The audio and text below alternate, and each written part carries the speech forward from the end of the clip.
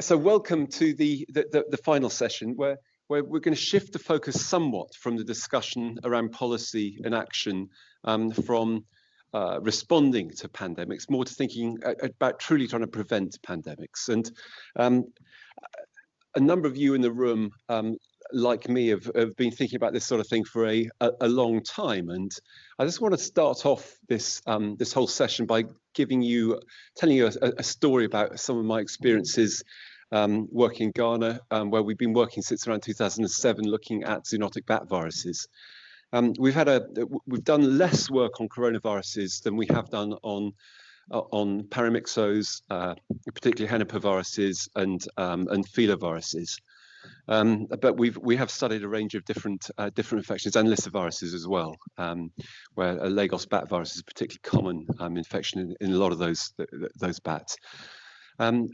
When we started with an MRC grant, doing some work on filoviruses, at that time Ghana didn't have Ebola, it didn't have Lassa. This was before the West African Ebola that we've obviously that you're all aware of and we've heard quite a lot about today already. And with our bat investigations, we've had pretty clear evidence, supported by more than one laboratory investigation, that there was Marburg in some rosettas, some Egyptian fruit bats that live in caves in limestone parts of Ghana. It's not an uncommon bat in Africa. And we thought this was quite important information in terms of public health responses and so on. And so I went with my collaborator, who's a senior, or one of my many collaborators there, who was a senior vet who worked for both the wildlife division of the government, but also for their veterinary services. And we asked for a meeting with the director of public health, who also was responsible for all the surveillance activities. And we said, we've got some really important new information to tell you. You know, everyone obviously is very concerned about Marburg viruses and Ebola viruses across the whole continent. And I'm afraid we found evidence of Marburg in your bats in central Ghana. And he thought about this for a rather brief moment, and he looked at us, and then he said, well, what do you want me to do about it? And for us, that was a kind of, well, it was. I mean, I wasn't expecting that response in any case. I mean, he was grateful for the information and was very polite about it. But he then went on to point out that he had a lot of public health issues to deal with, not least the colossal mortality caused by malaria, TB. There's a less bad HIV problem in Ghana than many countries in West Africa. But he was under-resourced for a lot of these diseases that kill large numbers of people. And he then looked at me and he said, well, how many cases of Marburg have we had in this country? Of course, it was at that stage it was none, although there have been a couple that have been subsequently diagnosed. And you know, the next point he made was an obvious one: is, you know, so you want me to do something about an infection that we don't have in this country, which means I'd have to take resources away from things which are already killing a lot of people in my country. And it was a real issue around whose priorities some of these infections are. And so it raises the issue about, you know, that actually there may be things that we can do to prevent spillover. And we've heard a lot about the challenges of changing behaviours, particularly in a colonial manner, in the previous session, and the challenges of the impossibilities of doing that, really. But also this raised significant issues around equity. Whose problem is this? Whose priority is pandemic prevention? And I think what I'm hoping is that we're going to stray into all of these areas with this session now. So we're going to take a different approach to the previous one. Melissa's going to start, then Steve and then Fliss are going to talk. They will all introduce themselves. They talk about three to 4 minutes about their take on each of those questions. We'll run through the second one and then open it right up to the audience. And if there's a lot of interest, we could probably have a bit of an audience dive in after the first bit. Let's see how we go. So Melissa, do you want to start off then? And welcome to you. And yeah, thank you for joining us. Thank you. Well, thank you so much for letting me join online. And I'm really sorry I can't be there in person. I'd love to be. So my name's Melissa Leach. I'm a social anthropologist. I'm currently director of the Cambridge Conservation Initiative, which brings together 10 of the world's largest conservation organisations with the University of Cambridge. I'm also an emeritus fellow at the Institute of Development Studies, working with the Health and Nutrition Cluster, where I've worked for some time on social dimensions of pandemic preparedness and response and prevention, including One Health. So the first thing I'd say is absolutely to agree with James that when we're looking at pandemic prevention, the tendency is often to look at source and to look to zoonotic spillover, and then to identify sources of spillover, direct ones, and take action. And I think we've seen numerous examples where that has happened with really quite negative and inequitable results, whether it's the closing off of wet markets because they're thought to be the sources of spillover from host populations to animals sold as bushmeat and traded, or indeed the closing off of habitats to people, which was certainly threatened as the initial reaction to the West African Ebola outbreak and the supposed discovery that that epidemic began in a village with a bat infecting a small child in a hollow tree. As it turned out, that story was not well founded. And so one implication, I think, of working in this field of zoonotic spillover is one needs to be really careful about one-way narratives which lead to draconian results, because often they're not well backed by evidence. In the case of the Ebola bat interaction, there was a whole further story which was about human-to-human transmission, which actually held much more water in describing what had happened. But secondly, those direct results can lead to terrible inequities. If we're to address zoonotic spillover properly, we need not just to look at the moment of spillover, but at the wider drivers, which are creating the conditions in which those risky practices and possibilities might occur, whether it's in food systems, livestock systems, processes of deforestation and habitat loss. And to ask always whose priorities count. Is this actually the right thing to be doing? So that then brings me to where I would really argue is that a deeper approach to prevention needs to look at preventing the conditions in which disease develops, looking at those that are relevant to particular populations in places. In other words, shift the focus to building resilience, protecting the health of populations in generally and in the longer term, so that we don't have people who are either suffering from endemic ongoing diseases, chronic diseases, but also they're not immunocompromised by underlying conditions, endemic morbidities, so that if an outbreak of an infectious disease does hit, people have the resilience to be able to cope.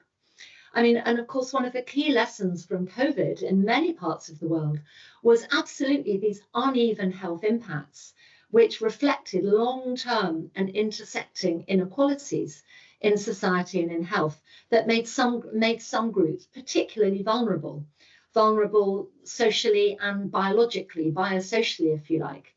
And a project that we carried out on prevention involved interviewing a number of major health advisors. And as one of them put it, I'm going to quote here, during COVID, many systems, even in the most sophisticated countries, were deeply exposed. There are baked-in inequities in long-term health protection, baked-in inequities in the management of long-term health conditions, and baked-in inequities in access to healthcare. And put those inequities together, and you really are in trouble. Well, those inequities play out within countries, as they did in the UK. So it was particular social groups and ethnic groups and health groups who got COVID worse, but they also play out globally. And the conditions in which Ebola spread so rapidly were partly those of morbidities.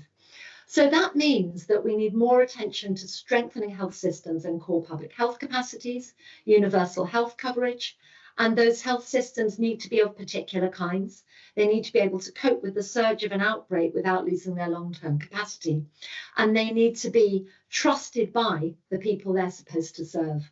And my final point is that if we can do that, those are also the conditions, the systems that can deliver well the pharmaceutical and vaccine technologies and interventions, which may also be helpful in heading off the early stages or even preventing a pandemic in the first place. Brilliant, Melissa. Thank you very much.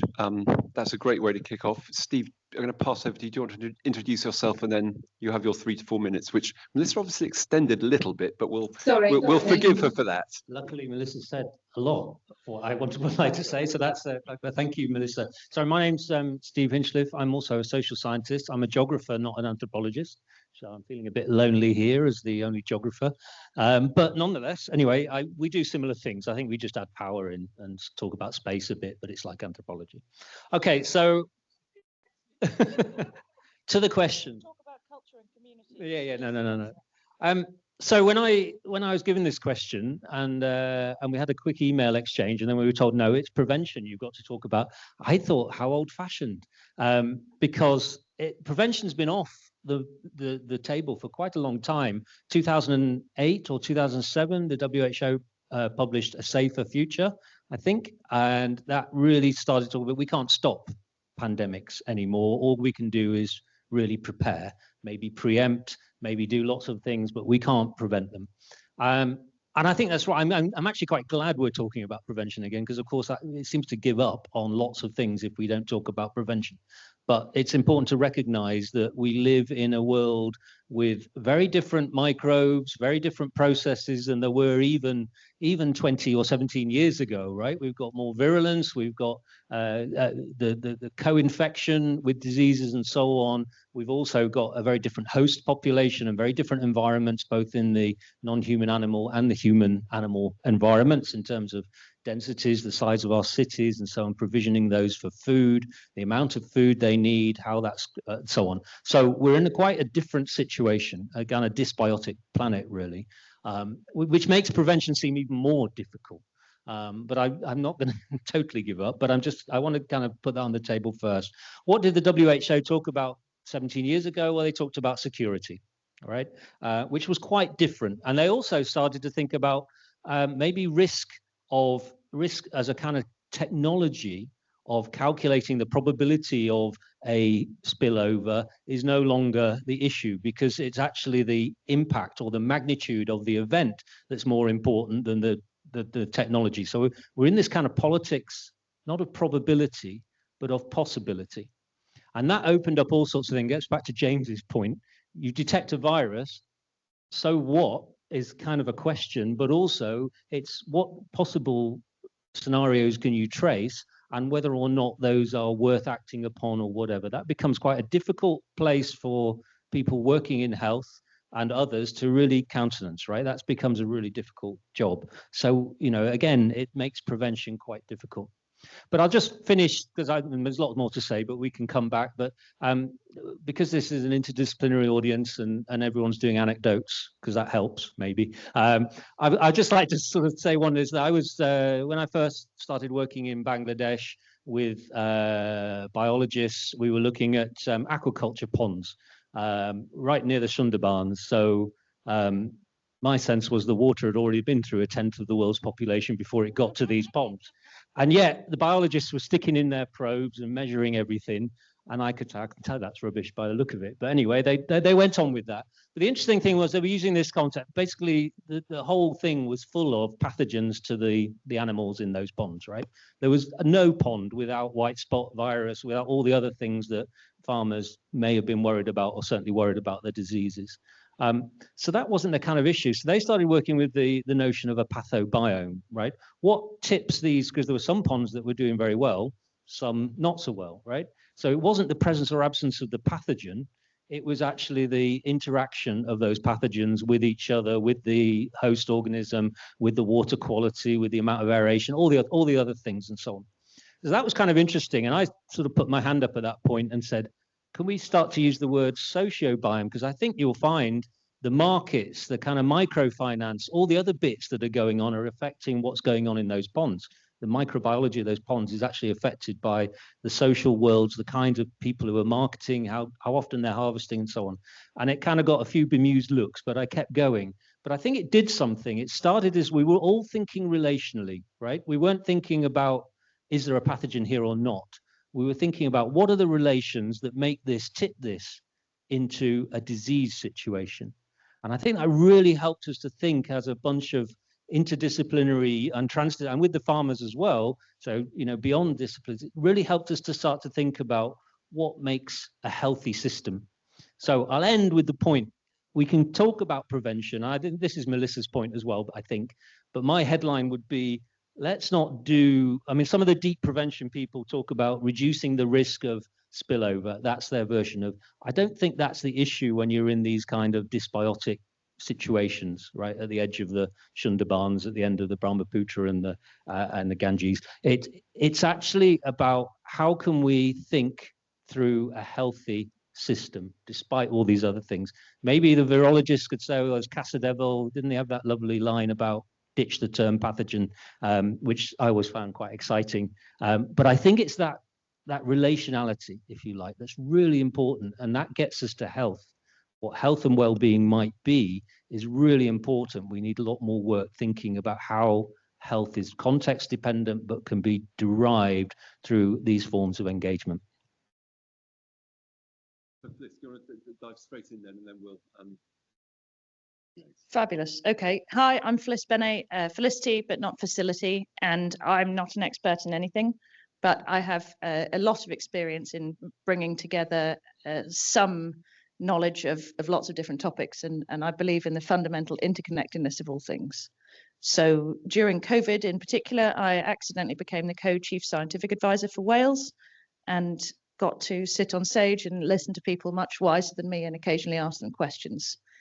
But the question, and I was the one who said, does it have to be about prevention rather than prevention of harm? I was told, yes, I can prevent a pandemic, and that is kill everyone and set fire to the world. Done. No more pandemics. If you want to prevent a pandemic with a reasonable chance of everyone living, then we need to start thinking about how are we defining the question? What is the prevention of a pandemic? Operationally, I could say geographical isolation, bang. If there's a pandemic going on somewhere else and it can't get to me by air or by water or by land, then I'm not going to get it. So being on an island helps. You need to control the ports. You might have a resistant population. That's a good thing. Being able to understand, there's a whole load of sort of medical inquiry lines that you can have about whether or not you've got a vaccine available and whether or not it meets certain exciting things. I think you need to be very realistic, fundamentally, that there's nothing really physical that we can do to prevent a pandemic, but the way that we deal with it goes into the realms of philosophy, anthropology. If you want to talk about psychology, I think it's about having shared ethics and shared values. And as a society, if we have and we understand what our shared values are, then we can set up a plan. You need to have a plan. It doesn't actually matter what the plan is. You can go one way or the other. As long as everyone agrees with it and sticks to it, there is relatively good evidence that in places like America, where they just decided not to decide, there was significantly increased harm. There was a question that came very early on in the Barrington Declaration and so forth about, are we all in it together, or is it one rule for them and one rule for us, which came out with our parties in number 10 and so forth. I think that's going to have one of the biggest negative effects on our ability to deal with the next pandemic, because so many people who thought that we were all in it together no longer believe that, and it will take an incredible act of faith and belief for us to overcome that. And about the line we have between the individual and the rights of the individual to do what they want versus the responsibility of every individual to be part of, I won't say community because I know you hate the word, but to be part of a wider social construct, that matters. We need people to act out of a desire to save the population, not out of a desire to do what they want to do. We need more virologists, we need more scientists. I will save my call to arms for later on. But if I can say one more thing, sorry, I just want to give you a couple of numbers because numbers make me happy and I'm a massive nerd. In Wales, there were to date 25,000 hospital-acquired infections of COVID since the pandemic started. 25,000 hospital-acquired infections in just over 3 years for a population of 3 million is horrifying. it means we have, at least in Wales, the most atrocious barrier in a place where you should be safest. We've had 12,902 deaths with COVID as a factor, and 10,476 deaths definitely due to COVID since COVID was identified in December 2019 in Wales. And the first wave peaked at 73 people dying every day in Wales. The second wave peaked at 83 people dying every day. Just to put that into perspective, on an average year, I looked at 2019, about 80 people died every day. So we doubled the number of deaths per day because of COVID.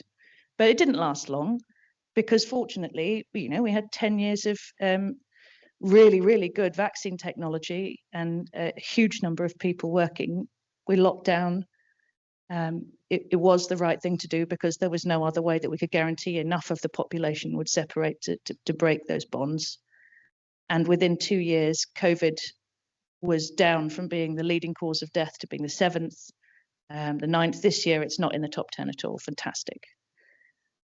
But the amount of time it took and the amount of trauma it gave to the population because we weren't able to deal with it well was not something we'll be able to repeat. And I'm just going to give you an example of a good way of doing it. I've said I absolutely love Taiwan. Taiwan, compared to our 9,000 deaths in the first year in Wales, Taiwan had 7 deaths from COVID in the first year. That's pretty good, isn't it? They never had a national lockdown. They had some local lockdowns. They're not, Singapore, for instance, can just set a law saying, right, everybody do this, everybody did that. It's relatively totalitarian by a sort of democratic index. Taiwan, on the other hand, has gone since 2014 from 10% trust in government to 70% trust in government by openly embracing being more transparent about democracy. And there was so much trust that they just agreed what to do together and did it. Why can't we be more like that? Thank you. Paul.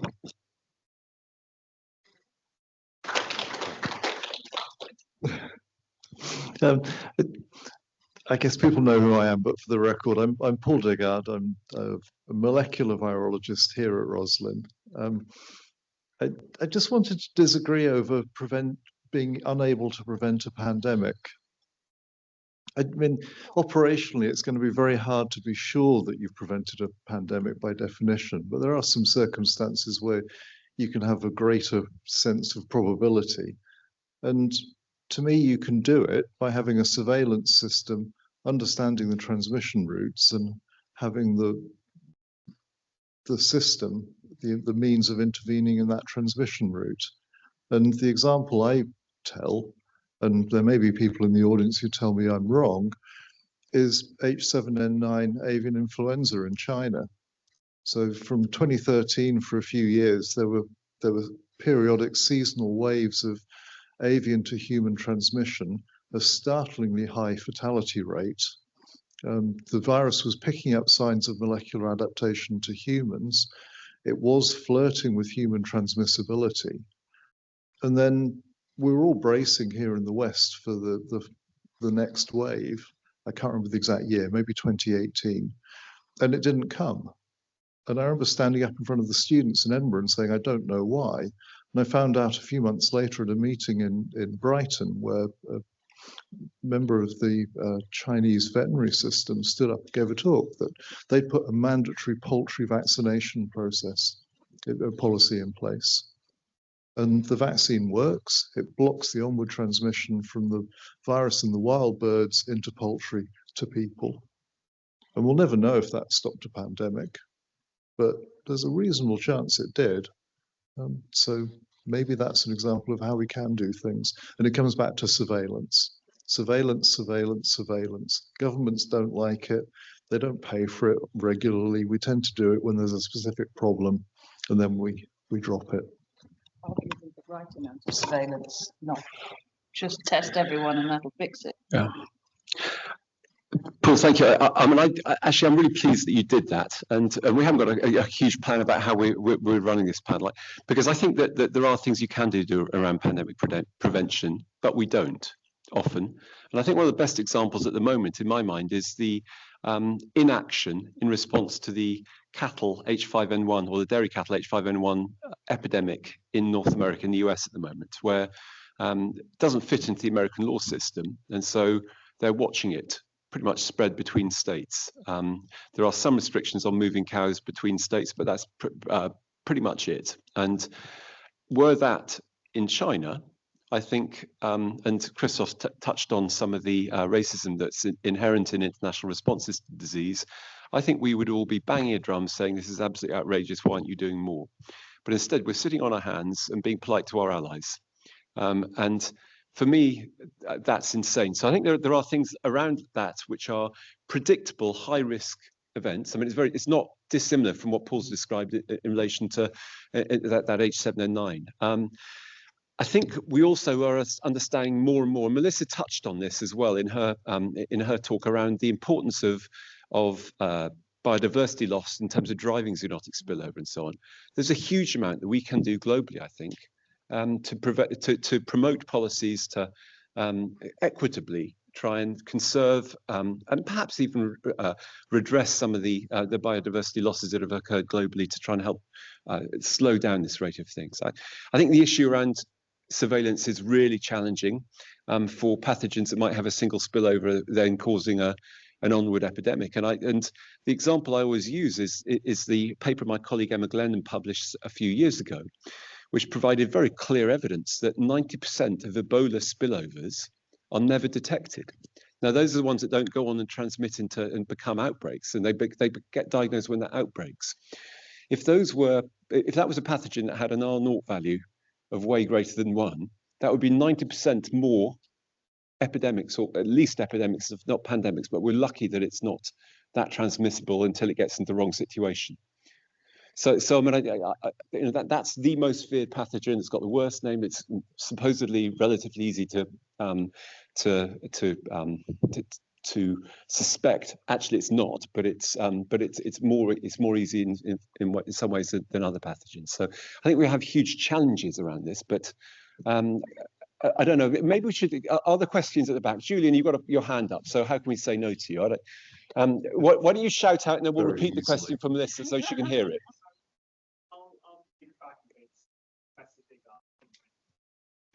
So Melissa, you didn't hear that, but Julian Hiscock was asking what kind of surveillance systems I think effectively would work, whether it's been health related or whether it be more pathogen and genomic specific. And I think we should probably push Paul to answer that, given that he raised this. But it's I guess I should have. I think I forgot to say. I'm not saying you can prevent every pandemic, but you can prevent some. Yeah. So by surveillance, the things we are more, we'll never pick anything up. We can't afford to do everything. If we try to afford to do everything, we'd be taking resource away from other areas that would have worse outcomes. But can we have a more general surveillance system that, like, for instance, might have picked up 2009 swine flu before it was too late? Surveillance that would pick up wherever the Omicron variant evolved. Just more surveillance cannot hurt, and more joined up surveillance. I mean, that's a woolly answer, but. And so I'll like that. So the 2009 flu turned out to be a little bit of a wet fish.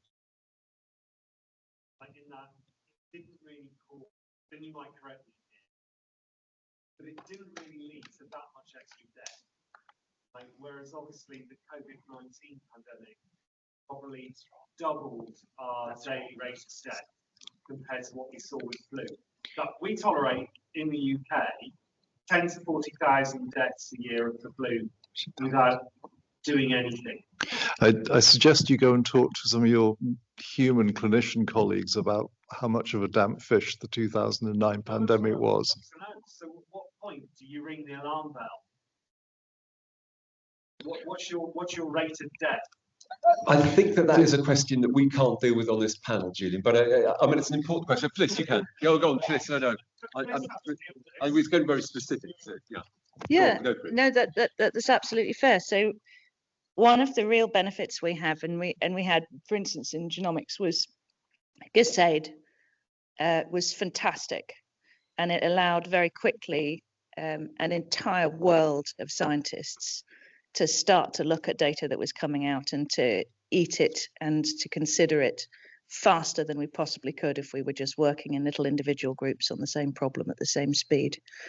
I would suggest that the way to work out how to see where new pandemics are coming from, bearing in mind that COVID was perfect in that regardless of whether you got symptoms or not, 100% of the most infectious period was before you got symptoms or didn't. So it was beautifully invisible. And, you know, it had, you're happy to correct that in a second. So if we are able to take a crowdsource of all of the experts in the world studying in their individual fields and sharing them openly and sharing the data openly and well and peer reviewing it openly and well, I have a reasonable certainty that we would be able to start to think of a global risk register of likely routes. And as soon as an unusual number of people started to become ill from something that was not recognized, you would be able to put into plan the beginnings of surveillance, which would ramp up according to need and according to size. So I would suggest that you start surveillance as soon as you identify an anomaly within a reasonable distance from that place where it's identified. Thank you for a much better answer, Fliss. So Fliss, while David gets the microphone, surveillance doesn't stop transmission occurring. And so one of the things as a veterinary epidemiologist that I still found amazing about Mexico in 2009 was we had a pandemic. No one was told not to fly in and out of Mexico. And that was the first thing we would have done with an animal disease epidemic, which now we think, I think we think is now feasible after 2020, but we didn't think was feasible at the time. And so there was perhaps a doubling of flu deaths from that H1N1 virus as it became a seasonal virus. Actually, it's been rather more impactful than Julian's implied, even if it wasn't in that first pandemic wave totally lethal. But actually, I think that ask a flu virologist. No. The reason that they didn't, and the reason that we didn't shut the borders. So in the UK, we argued quite hard to say, look, if you want to reduce the number of people getting sick, don't just stop people flying. The majority of the transit is coming in people driving lorries to and from the UK via the Channel and via particular ferries. Now, arguably, there were any number of ways we could have had people sort of drop off their load at the point of transport it across, and then have different people driving it. But fundamentally, the economic cost of that and the potential economic loss was considered more significant than the potential loss of life. The Treasury has a different value on life than the NHS does. Thank you. Yeah. David's got a question. We're going to go to that next. I'll just hold it. My question was a follow-on from what Julian made out earlier, is that how confident are we that in the UK, if COVID had emerged, that we would have found it, identified it, and put it out there as quickly as the Chinese did? I mean, that may be a question for people from UK-HSA that are here. Would we have found it that quickly? And also the follow-on from that, just sort of speaking from the point of view of a lab that was trying to get hold of SARS-2, would we share it equally, or would we have some contracts officers sit on it and not allow labs to have it while their own local teams publish papers first? Yeah, we would definitely have identified it as fast, but we would have argued a lot about whether or not it was allowed to come out into the public. And with without wishing to be overly political, with the government that we had, the fear of economic loss at that point would have meant that we sat on it for much, much longer than the Chinese did. Even though the doctor I believe the doctor who was doing a lot of the identification early on was instructed not to share it openly, but did anyway. He may have been, but the practical effect it came out relatively quickly. Because that is the point, isn't it? At the point the virus spills over, the clock is ticking. Want to answer? The sooner you find it and identify it and inform the rest of the world what it is you're looking for, and then share materials with pre-agreed NTAs, so nobody has to go sign them or talking to their contract officers or anything like that. Yes, all right. And not come and take your stuff from Bristol. Get materials out to other teams so they can, for example, field test their PCR, that it works, etc., etc., etc. Isn't that part of the prevention? We should have a legislation that says in the detection of an unknown pathogen, the rule is to spread quickly. Yes, if there's an unknown pathogen, the rule is share it, and share it with a broad collection of trusted networks so that everybody can hit the ground running and that everybody can start to understand as fast as possible what you're dealing with. Exactly. Rather than having to wait for someone to come to the UK with COVID and then get our hands on it. Let's not even talk about the Nagoya Protocol. It went to, as you know, it went to an infected person, went to Australia, and it was the Australians that shared it with UK-ICN, PHE then, and then we distributed it rapidly as we could throughout members of the UK. So, they wouldn't sign the contract. well, who wouldn't sign? I think you weren't allowed to send it to me because they wouldn't sign the contract. This sounds like a discussion for dinner. We got it. So Lorraine, I think we might go back on the inequalities question as well, because it's after Lorraine's. Do you want? So it was just a comment on the sharing. So European Virus Archive is an EU funded viral global network, and it was the net of which Wuhan Institute was a partner, and it was Ava Global that in mid-January put out the reagents, the PCR reagents, the protocols and the viruses. It was very quickly available to global labs. And Only when we're still in UK-ICN Europe. are also a partner with APHA and a number. So you would hope that those connections are there and that it would be possible. I heard what Fliss said, and she works at the heart of government, and I think we'd be really concerned, and I think in terms of international data sharing, at the moment, while our country and many others have signed up to the Nagoya Protocol, it's far from clear to me whether that will allow the kind of rapid sharing which absolutely bypassed Nagoya in early 2020. I would argue if you want to look at a really sustainable method for preventing overspill pandemics once a new pathogen is identified or once an epidemic is in occurrence, you really need to start supporting massive open source collections that aren't controlled by government. So Melissa, you've been you found it rather hard to butt in here. Do you want to add to this discussion? Well, I'd like to, because I think what's being raised now actually draws us to this key set of points about inequalities, both within countries but also very much globally. So for all that we can discuss the importance of surveillance, the importance of rapid surveillance and infrastructures, there are many countries in the world that just don't have that kind of infrastructure.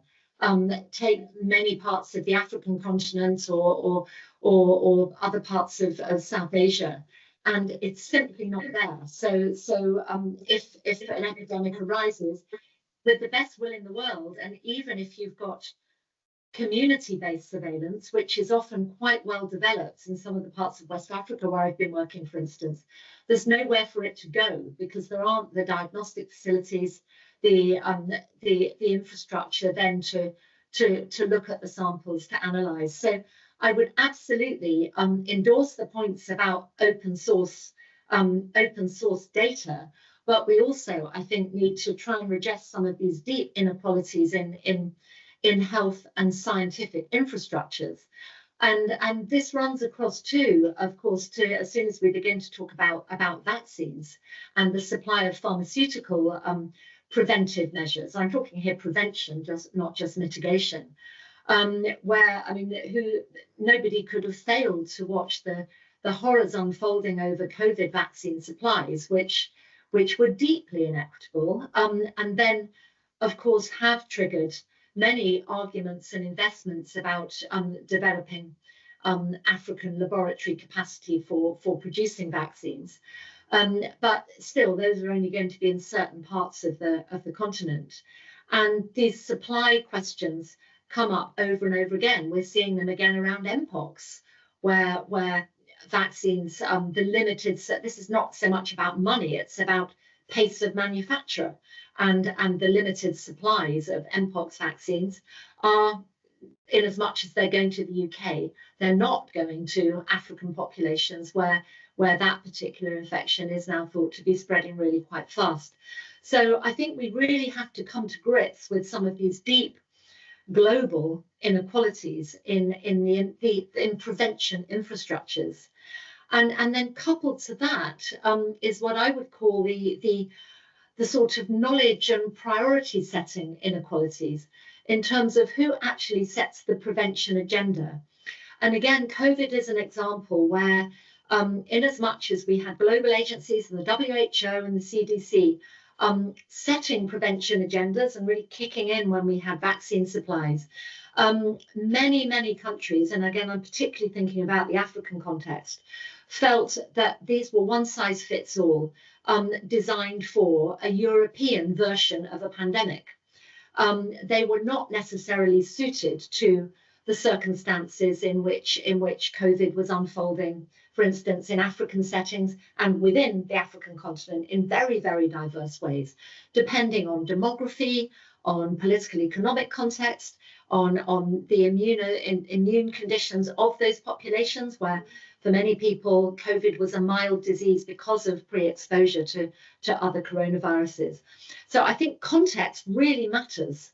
And one-size-fits-all approaches can end up proving deeply unequal, because one then gets prevention approaches imposed in a way that's often experienced as quite draconian and disproportionate to the impacts of the disease, and then often implemented, because countries try to do this with force, in draconian and often militarized ways, which in turn have their own negative impacts. I can do. Yeah, I can hear me. Well, following on from that, and I guess so. I've got a postdoc at the moment who's just come back from working in mainland China, where he's been on a new pork farm, and when you went on that as a worker, it was like going into an airport. There were 2 checkpoints for African swine fever and other various diseases, so you had to go through quarantine. And once you were on that pig farm, you were on it for 2 months, right? So as a worker, you were basically on that farm for 2 months. I'm very conscious that versions of biosecurity and barrier technologies that we read off from South Asia just aren't appropriate to some other settings. That's a huge investment. Interestingly enough, this is all about reducing the probability, of course, of infection, but actually there are reportedly gangs who are playing the stock market in China for pork prices and dropping African swine fever infected meat onto those farms in order to kind of shift, because they're so big, the commodity prices change. So you start getting new security issues associated with these kinds of things. I raise that because I'm just really conscious that sometimes we read cross-culturally and say we've got answers. I was talking to our chief vet last week about this, who thought it was a great idea. But anyway, I kind of, it worries me.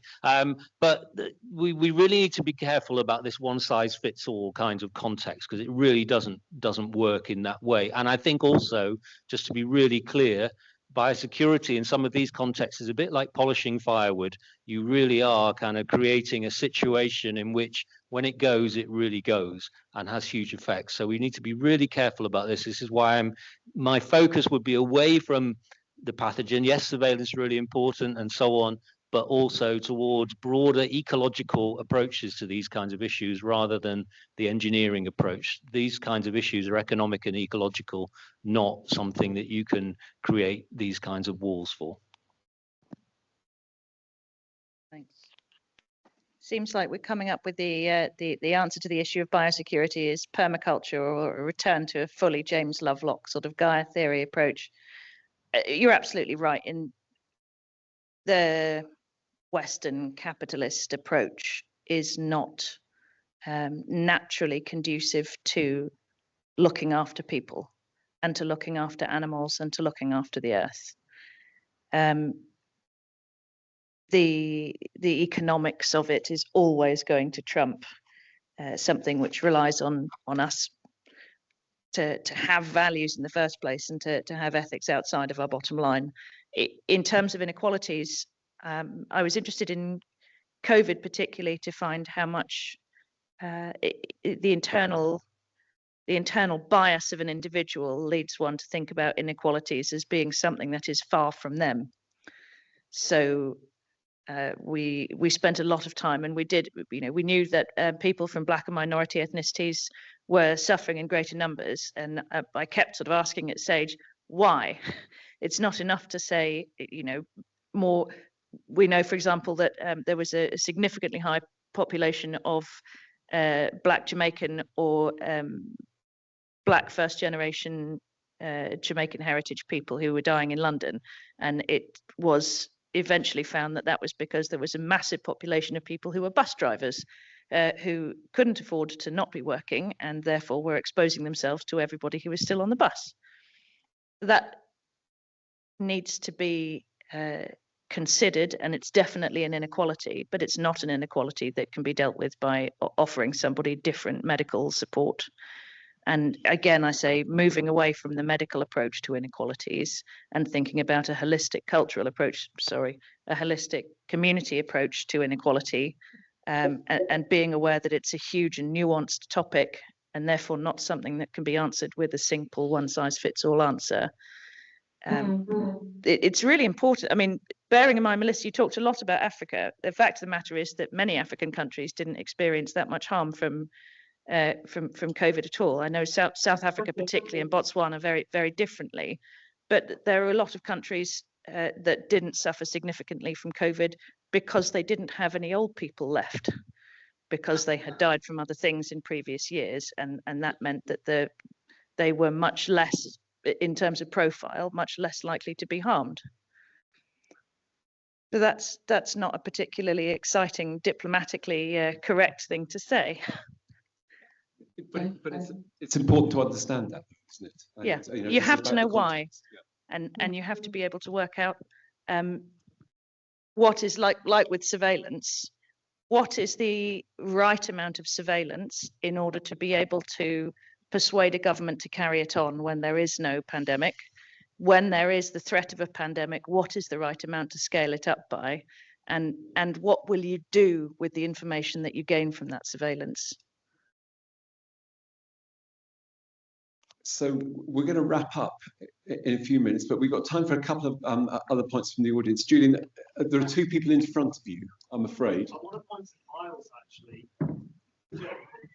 Just for Miles to give this experience. I stole Miles's passport once by accident. The European Mobile App. Miles. So this was an EU-funded programme that was established in 2013 to respond to outbreaks, primarily in Africa. And so it was, I don't know, about a couple of million euros at max. And UK was one of the signatories for PHE at the time, and then maybe about 6 or 7 other CL4 labs throughout Europe who do diagnostics on emerging viruses. And so what this did was that later, well, it was March 2014, that some samples finally came over from Guinea after 34 people had died. You're talking about clinical signal. There were 34 deaths, and some samples came over with the support of the Guinean government and MSF.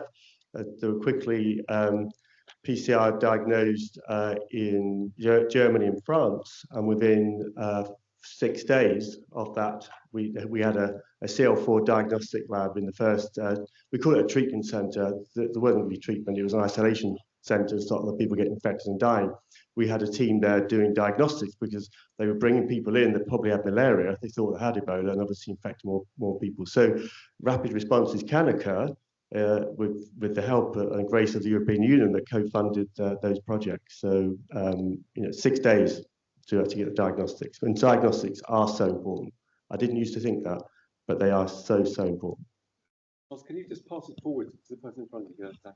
Yeah, I guess I just want to put a question to the panel about what's your ideal pandemic prevention scenario looks like.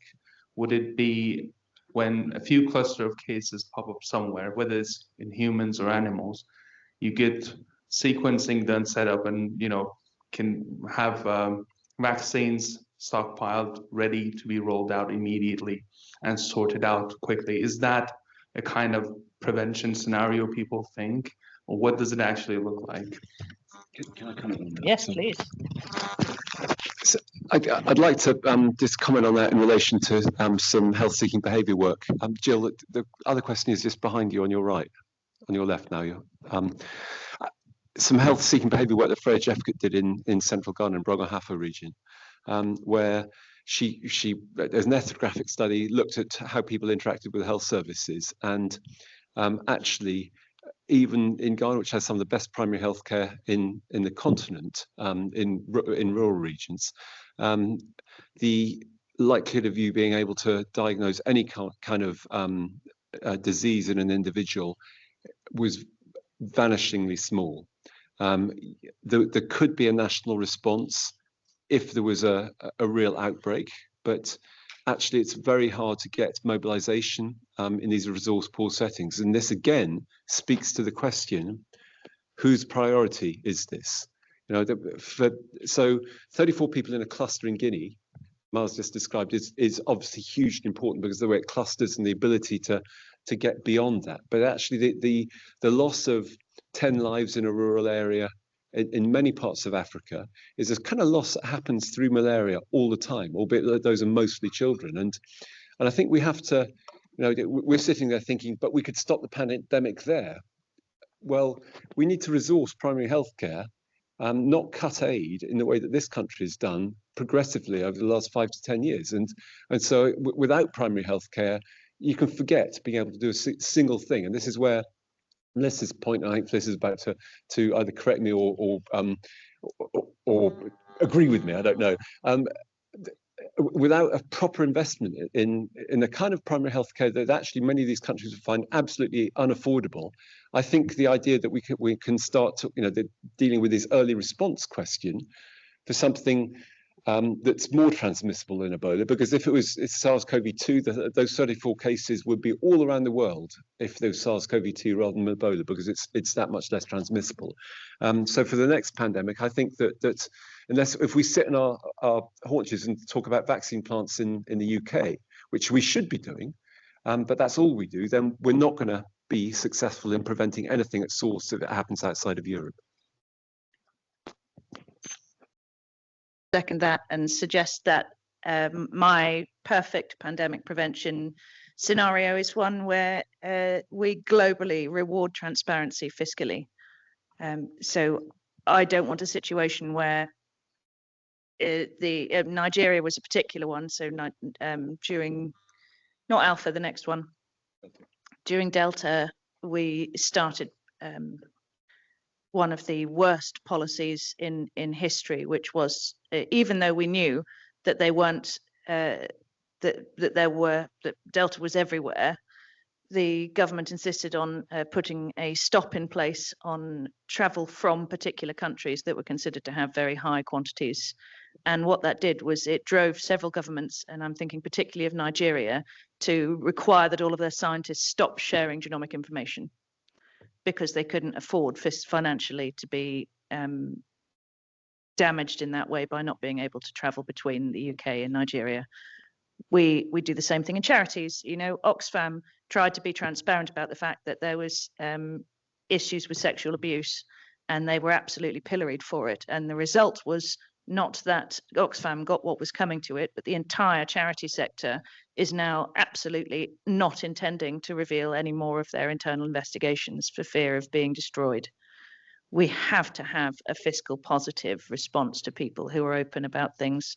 And then we need to have a rule that says, regardless of whether or not you wish to stockpile for your own country, a portion of vaccines that are bought by any country should be available for distribution by a central body like the World Health Organization that will be sent directly to source. Because the best way to prevent a pandemic is to not allow it to become a pandemic. Stop it when it's an infection or an outbreak.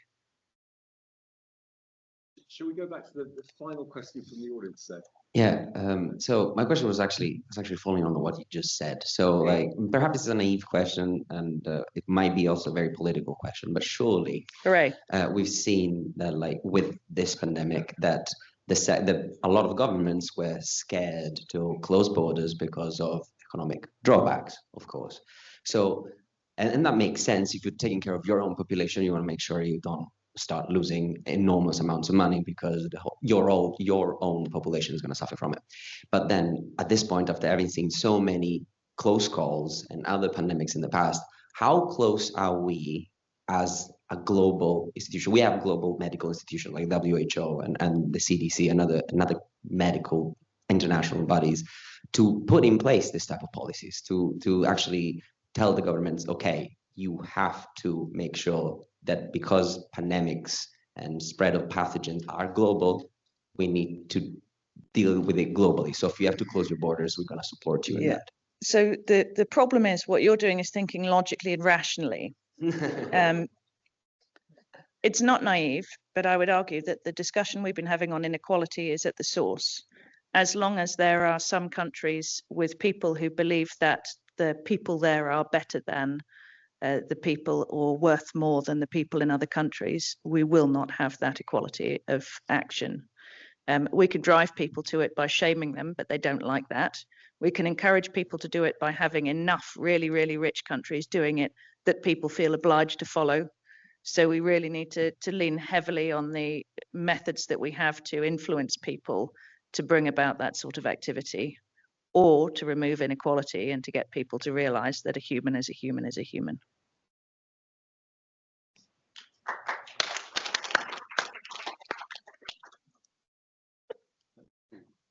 So, do you want to? I think we're getting to the stage that we're going to come back to the panel members and ask them to come up with some concluding thoughts, and then maybe ask Paul to round off as the co-chair, because I've done enough talking already. But Hayley, before we do that, do you think there are any things that you'd like to bring back? Because we spent a long time talking about how to plan this. Are there things that you think we've missed out here, or that you'd want to add to this, or? No, I think the panel have been brilliant. I am sad that we unfortunately didn't have Steph Switzer, who's an expert in global pandemic law, because I think in discussing these issues of global inequalities, the different regional perspectives of priorities, in fact, going back to your anecdote at the beginning, James, where, who can afford prevention as opposed to responding to multiple intersecting existing crises. And I think that's a big question of different priorities, the politics of that. Of course, the pandemic accord, the treaty is hitting sticking points. And of course, that's critical, I think, to in a way, what Fliss is also saying. It's a pity we didn't have Steph, because I think we all have to, in a way, see that global picture. Otherwise, we're not all in it together. Thanks, Hayley. And I realised in you reminding me of that I failed to relay Miles's point, because Miles and I were chatting last night in the pub, and he had exactly the same conversation around Marburg in Guinea with the Director of Public Health Surveillance in that country, or the equivalent of that. And it's these are common issues that resource poor settings really have. And when you look at the Jones and other hotspot maps for where these pathogens most likely come from, guess what? They're nearly all resource poor settings, and I think that's a key thing for us to remember, and really think about whose priorities we should be working towards in terms of pandemic prevention. So I don't know which order we're going to go in around the panel. Fliss, do you want to go first? And Melissa, do you want to go off first in terms of rounding up, and then we'll come back into the room. Oh no, we've lost you. The sound's completely gone suddenly.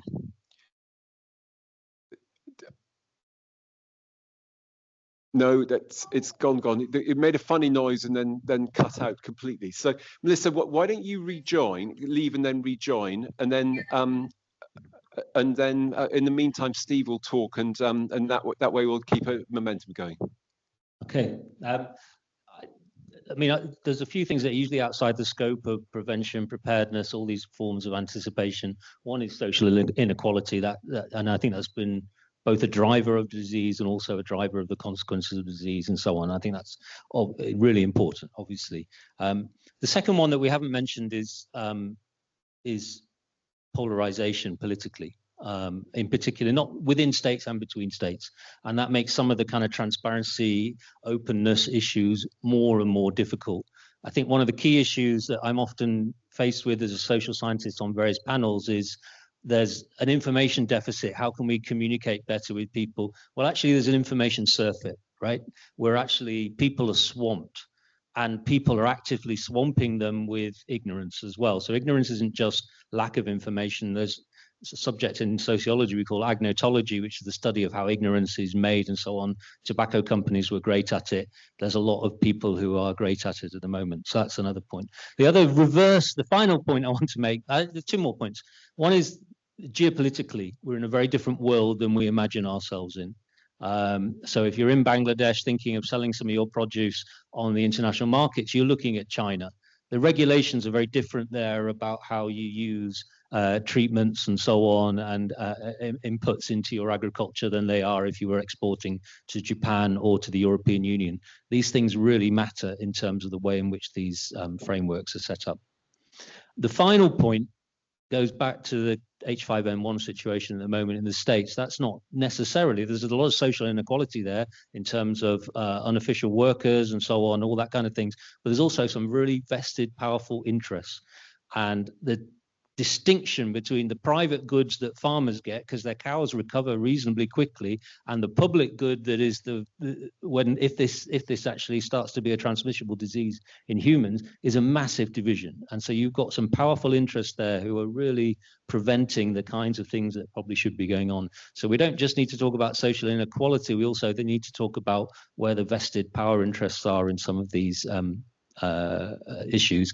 And I can't not talk about, I was accused of being James Lovelock or some kind of hippie.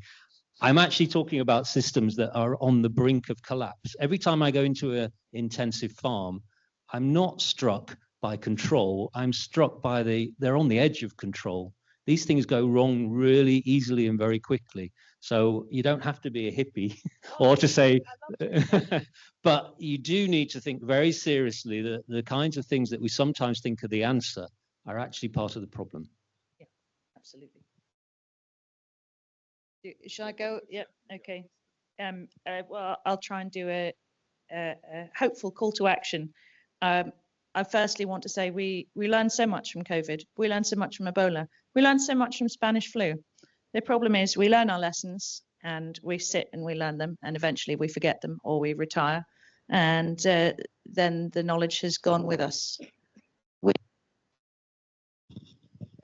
it's gone. Hello, there we go.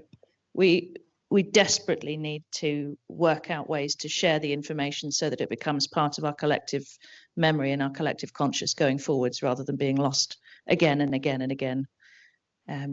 There is too much data now for us to be able to find the useful things easily unless there is a big neon sign saying, here is where the information is. We are weird. I know it's been said. I love it's my new favorite book. I haven't finished it yet. Western educated, industrialized, rich and democratic. There's a wonderful book that's highlighted the fact that Western democracies are way beyond one standard deviation from the average on almost every cultural norm, which it's brilliant. I don't know, I haven't been able to validate it or not, but each and every person in this room and beyond this room has a responsibility if you want to prevent pandemics and prevent harm during pandemics. And I want each of you, regardless of how early or late you are in your career, to think about how you can develop your network of contacts outside of your own discipline, outside of your own organization, and outside of your sector. Reach out and find a policymaker and teach them what good evidence is so that they'll know what it looks like. And don't assume that someone else is going to act on the knowledge and the insights that you have. Take it upon yourself to make sure that action is occurring, even if it's you that needs to take the first step, because without that, no one else will.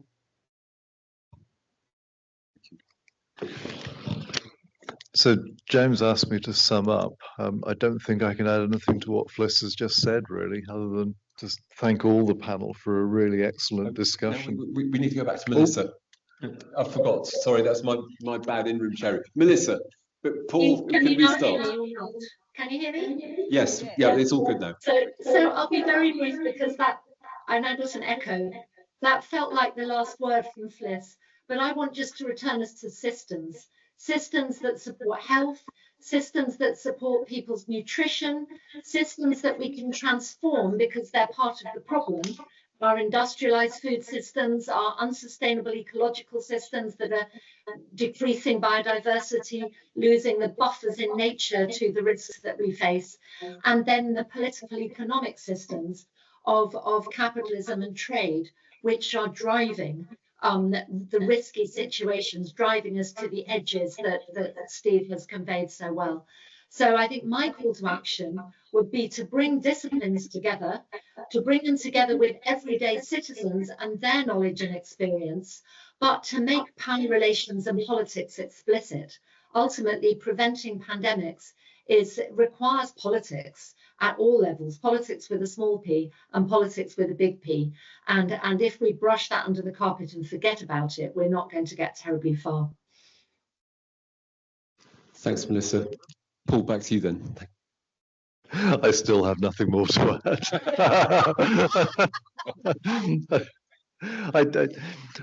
Yeah, no, there's nothing, anything I said now would detract. So thank you very much to all the panelists, and can we give them a round of applause?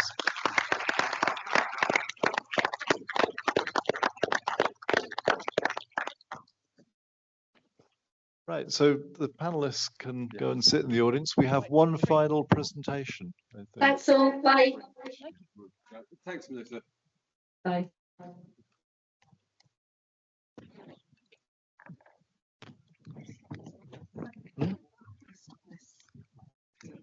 Turn off this Teams.